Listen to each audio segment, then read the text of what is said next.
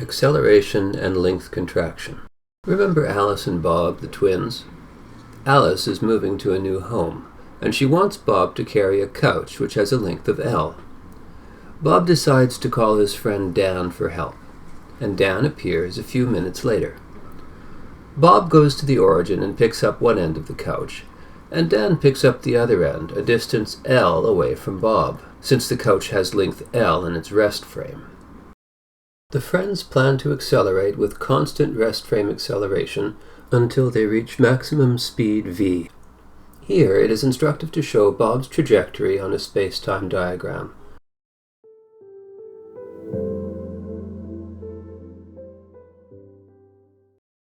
Let us choose his constant rest frame acceleration to be a0. We can be reminded of the equations for his trajectory by writing down his Rindler coordinates and setting x prime to 0. In all these equations we have changed t prime to tau b because these are Bob's coordinates and velocity at his location in space-time. It is simply a naming convention. At this point we should remember Bob's velocity equation. Now during this trip, Bob needs Dan to have the same velocity as himself at all times simultaneously, or else Dan will pull away from him and the couch will drop. So let's remind ourselves what lines of simultaneity look like for Bob. Recall that they have slope equal to the velocity, so we can draw a tangent line which has slope delta t over delta x, and reflect it in the x-axis to get the reciprocal slope, which is delta x over delta t, or the velocity. There is another faster way to find lines of simultaneity in the particular case of constant rest frame acceleration. Notice that t divided by x plus 1 over a0 is hyperbolic tan a0 tau, which is also the velocity. T is this length on the graph, so x plus 1 over a0 must be this length on the graph, because the slope, that is the rise over the run, of all lines of simultaneity must equal the velocity. Since this distance is x, Bob's x position, and the full distance to where his line of simultaneity intersects the x-axis is x plus 1 over a0, it follows that Bob's line of simultaneity intersects the x-axis at the x-coordinate -1 over a0. This is a general result regardless of Bob's x position. So throughout his trajectory, his lines of simultaneity all go through the same point at -1 over a0.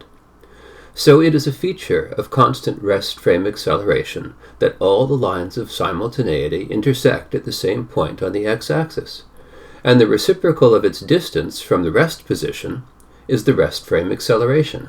Now what will Dan's trajectory look like? He needs to stay a constant distance L away from Bob in order not to drop the couch. Let's recall Bob's Rindler coordinates once again, but this time we substitute x prime equals L, because we want Dan to be a constant distance L away from Bob, and we want to find out what his trajectory looks like. Notice that we have changed tau b back to t prime, because this is Bob's coordinate time at Dan's location. To get a better idea of what t prime relates to, let's see Bob and Dan travel along their trajectories together. They won't pick up the couch yet. Right now they're just practicing.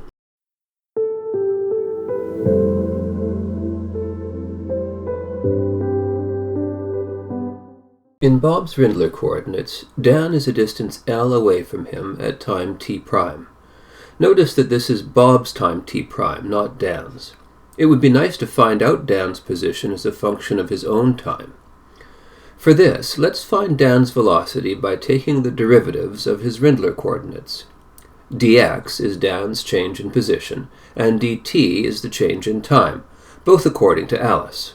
Dan's velocity according to Alice is just dx divided by dt. As you can see, it is the same as Bob's velocity, except we changed tau b into t prime, because Bob is measuring time at a distant location in space. Of course, Bob and Dan must have the same velocity simultaneously, or else they'll drop the couch. Well, so far Dan's time doesn't appear anywhere in our equations. But the time dilation formula in differential form will come to our rescue. We use the differential form of the time dilation formula when velocities do not remain constant, so we only apply the formula at one instant in time. We therefore know d tau dan divided by dt equals the square root of 1 minus v squared. That's the time dilation formula. Let's substitute the velocity into this equation to obtain dt equals the square root of 1 minus hyperbolic tan squared a naught t prime. But the square root of 1 minus hyperbolic tan squared is hyperbolic secant. So let's make this simplification. Now that Dan's time is appearing, we would like to see how it relates to Bob's time. We already have Bob's time, t prime, and how it relates to Alice's by the Rindler coordinates. So we take the derivative of the t Rindler equation to see how Bob's change in time relates to Alice's. Since the derivative of hyperbolic sine is hyperbolic cosine, we get the result dt by dt prime equals a naught times L plus 1 over a naught times the hyperbolic cosine of a naught t prime. Multiplying these ratios together, we see that some cancellations occur, and we arrive at the result d tau dan divided by dt prime equals a naught times L plus 1 over a naught. Let's flip both sides of the equation and then integrate. We obtain t prime equals a naught inverse times L plus 1 over a naught inverse tau dan. So now we can finally discover Dan's position as a function of his own time. We substitute his time expression back into the Rindler coordinates to obtain, after some cancellations, t equals L plus 1 over a naught hyperbolic sine L plus 1 over a naught inverse tau dan, and x equals L plus 1 over a naught hyperbolic cosine L plus 1 over a naught inverse tau dan minus 1 over a naught. We can write the last term in the equation for x as negative L plus 1 over a naught plus L. In this form, we directly compare Dan's equations of motion with Bob's, and we see that they are identical if we change Bob's constant rest frame acceleration to be L plus 1 over a naught inverse, and we add an x shift of L. Thus, we conclude that Dan is accelerating with a constant rest frame acceleration of L plus 1 over a naught inverse, starting at an origin of x equals L. Since L plus 1 over a naught inverse is less than a naught, we see that Dan accelerates more slowly than Bob. This makes sense because notice that Dan achieves the same velocity as Bob at a later time. So according to Alice, although the boys start out a distance L apart, Bob is catching up to Dan as time goes on. Now that we know the trajectory Dan needs to keep up with Bob and not drop the couch, let's send the boys back to time 0 to get the couch. Then let's travel along with Alice and see how far apart the boys are at an arbitrary instant in time according to Alice. To find their distance apart according to Alice, we first find Bob's x position using his x position equation. It is more convenient to write his x position in terms of his velocity. So we write hyperbolic cosine as 1 over hyperbolic secant, and hyperbolic secant is the square root of 1 minus hyperbolic tan squared. Recalling that Bob's velocity is given as hyperbolic tan a naught tau Bob, we substitute in his velocity and arrive at an expression relating Bob's x position with his velocity. We will also need Bob's velocity as a function of time. Write hyperbolic tan as hyperbolic sine over hyperbolic cosine. Then substitute in the identity that hyperbolic cosine is the square root of 1 plus hyperbolic sine squared. Finally, we rearrange Bob's time equation to find that a naught t equals hyperbolic sine a naught tau Bob. Substitute this into the velocity equation to obtain the expression for Bob's velocity as a function of time. Now it's Dan's turn. First, let's find Dan's velocity equation by taking the derivatives of his position and time equations. Dividing dx by dt yields Dan's velocity equation. Let's now find Dan's position as a function of his velocity. Take his position equation and write hyperbolic cosine as 1 over hyperbolic secant. Now use the identity that hyperbolic secant is the square root of 1 minus hyperbolic tan squared. Substitute in the velocity equation to obtain Dan's position as a function of his velocity. To find Dan's velocity as a function of Alice's time, write hyperbolic tan as hyperbolic sine over hyperbolic cosine. Then replace hyperbolic cosine with the square root of 1 plus hyperbolic sine squared. Use Dan's time equation to solve for hyperbolic sine, and substitute the result back into Dan's velocity equation to find an expression relating Dan's velocity as a function of Alice's time. Now the distance Alice measures between Dan and Bob is given by the difference in their x positions. So x Dan minus x Bob equals L plus 1 over a naught divided by the square root of 1 minus Dan's velocity squared, minus 1 over a naught divided by the square root of 1 minus Bob's velocity squared. Let's pull an L out in front so it's reminiscent of the Lorentz contraction formula. Apart from the L out in front, the Lorentz contraction formula is written only in terms of the velocity. So in our expression, ignoring the L out in front, let's replace a naught and L with expressions for Bob and Dan's velocities. To do this, we first solve for L plus 1 over a naught in Dan's velocity equation, like so.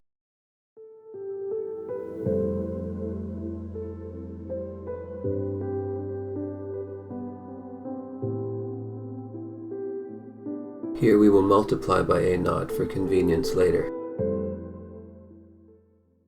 Now it's time to solve for a naught t in Bob's velocity equation.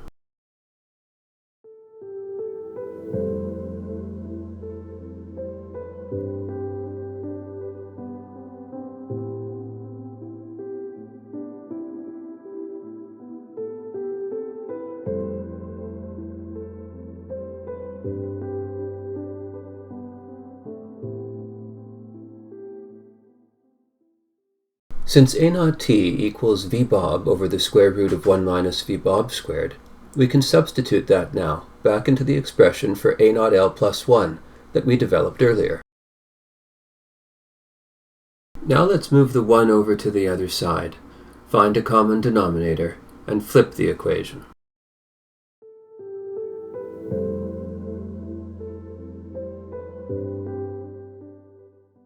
Now it's time to substitute this back into the expression for the difference in Dan and Bob's x position.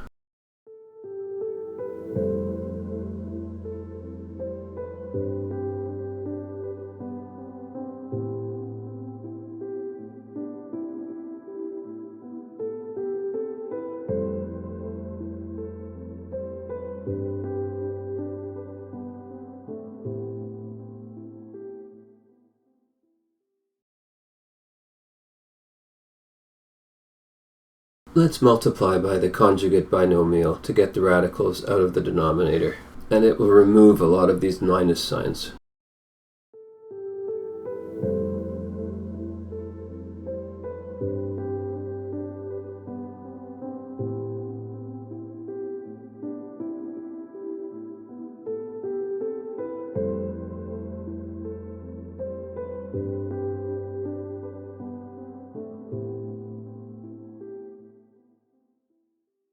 This is our final result. Alice will see the couch contracted according to the factor in brackets. It looks a bit like the Lorentz contraction formula, but there is a weighting of square roots depending on Bob and Dan's velocities. Remember, Bob and Dan's velocities are different, according to Alice, due to the non-zero length of the couch. So what about the Lorentz contraction? Aren't moving objects supposed to be Lorentz contracted according to the Lorentz contraction formula? Yes. But the formula only applies to objects moving at constant speed. So Alice would be able to apply the Lorentz contraction formula if Bob and Dan stopped accelerating, simultaneously in their rest frame, of course, in order not to drop the couch. We could have Bob stop accelerating where he is, and Dan would need to stop accelerating further up on Alice's time axis. Notice that Bob's timeline is now a straight line because he is traveling at constant speed, but Dan keeps accelerating according to Alice until he matches Bob's speed. So now Bob and Dan are traveling at constant velocity simultaneously in Alice's frame as well as their own. How far apart are they, according to Alice? Dan's total distance traveled is given by his x-position equation during the acceleration, since Dan was accelerating throughout the journey. Bob's total distance traveled is a combination of his x-position equation during the acceleration plus his coasting phase distance, which is just his final velocity multiplied by the time he spends coasting. Let's call Bob and Dan's common final velocity v in their respective equations. But what is delta t? For that, we can look to Bob and Dan's velocity equations. Setting the final velocity to v in both equations, we can solve for the time it takes Bob and Dan to arrive at this speed.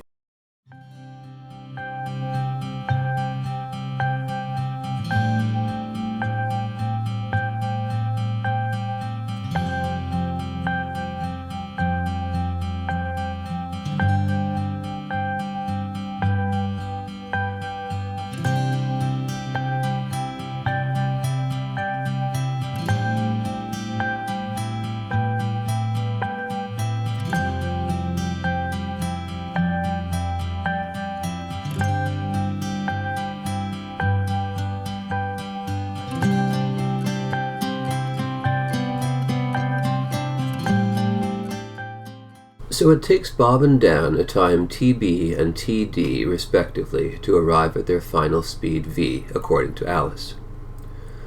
Of course, in Bob and Dan's rest frame, they arrive at this speed simultaneously. Then delta t is td minus tb.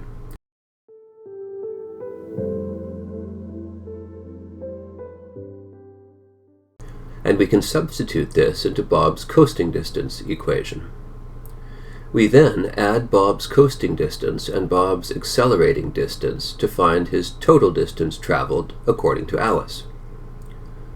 Then Dan's total distance traveled minus Bob's total distance traveled results in their separation according to Alice once they have both achieved their final speed v.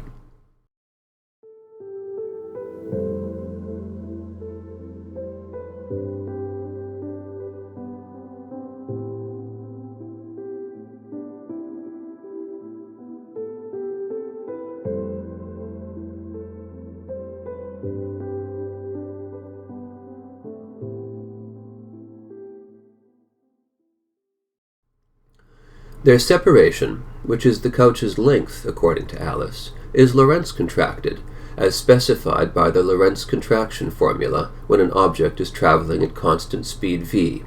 Even though we calculated the contraction based upon Dan needing to accelerate slower than Bob in order to always remain simultaneously at rest with Bob in his reference frame, and then Bob needing to stop accelerating sooner and start coasting earlier in order to let Dan achieve the same final speed. Of course, in the boys' frame, they were always moving at the same speed, and they stopped accelerating simultaneously. Lucky for the couch. Thank you for watching.